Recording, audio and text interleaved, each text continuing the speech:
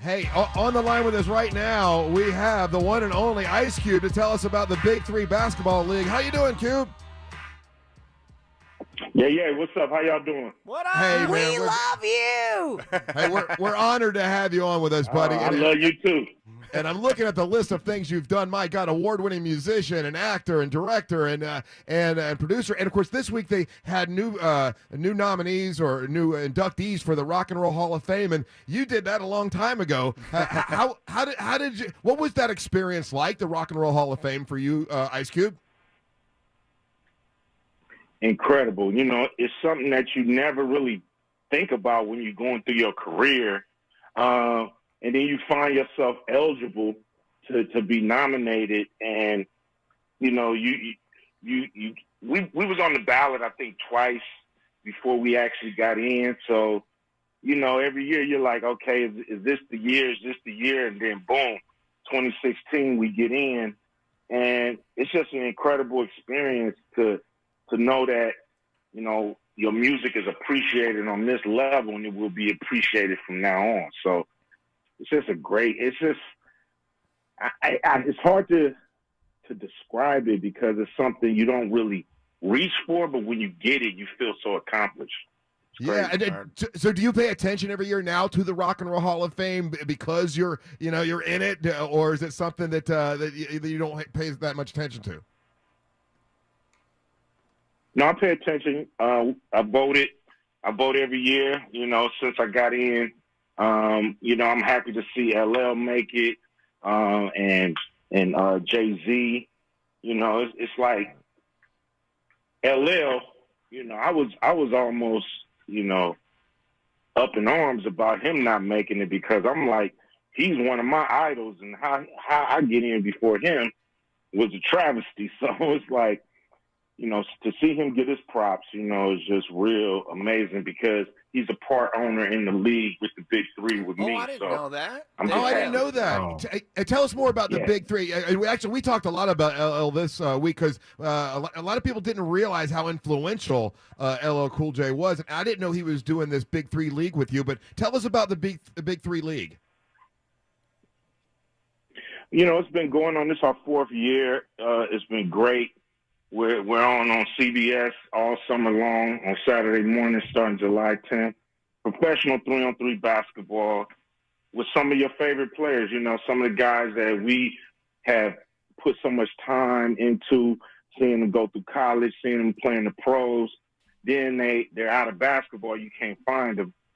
But with the Big Three, you just see a reemergence of some of these names that we've known and we've loved and still got games. So it's just been a great league, and we filled a great void in the summer when it comes to pro basketball. Carlos, question for the one and only Ice Cube. Cube, I love that you're doing the Big Three. I'm a diehard basketball fan. I'm that guy that's been watching the highlights and seeing the guys that I've been like, where are they at? And now they're here. But I did want to wonder, I saw you on the Triller event. When you popped up, I jumped out of my couch. Savannah was sitting next to me. I was there. And I'm like, yes! Ice Cube! And I'm jumping up and down. You have that effect on people. Did you participate in that because of your connection with the with the 3-on-3 league? Like just kind of a different thing to shake up sports? What were your thoughts on that whole event? Well, that's Snoop. Snoop brought me in. He did the first one. One of my guys that played in the Big Three, Nate Robinson, didn't have such a great night that night.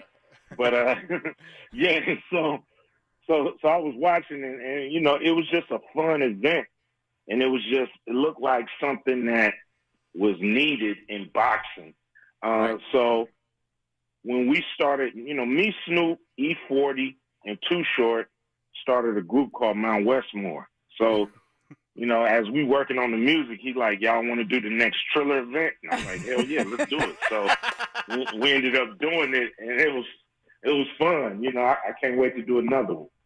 Angel, question for Ice Cube.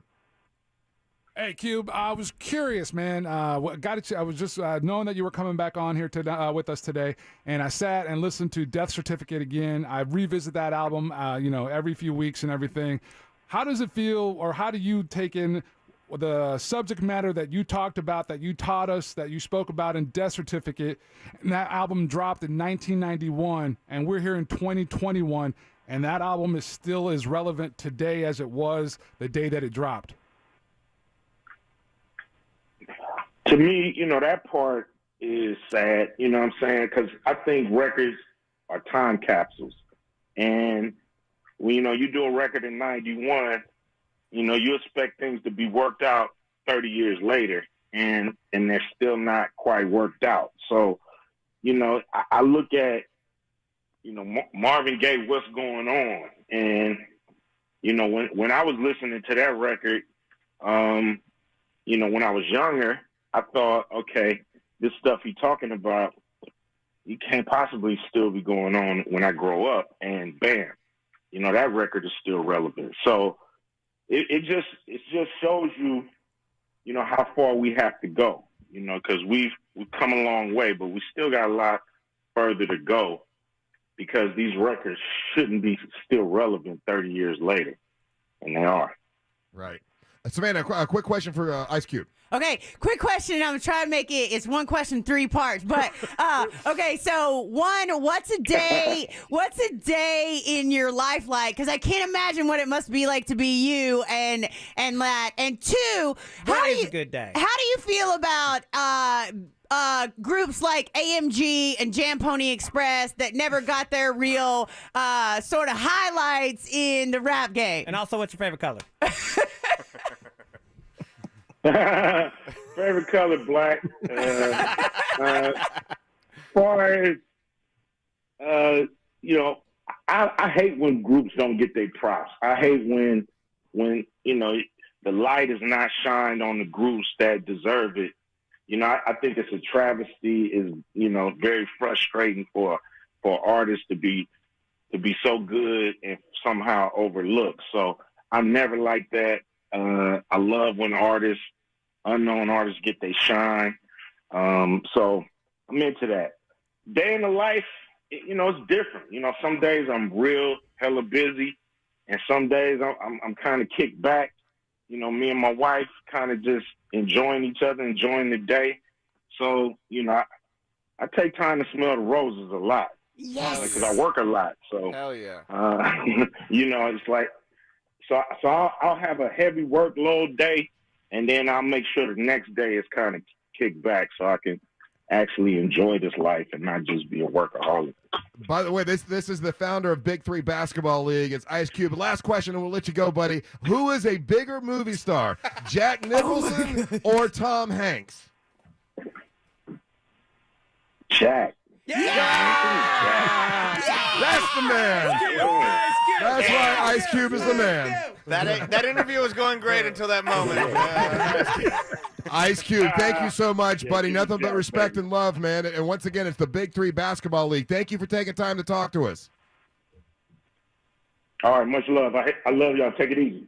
All right, Yes. take care. There you go. Yes. Can somebody pull that sound clip, please, that says much love, y'all take it easy, because I need to use that as my ringtone. Hey, man, that might have been one of the best 10-minute interviews. Monsters do hate.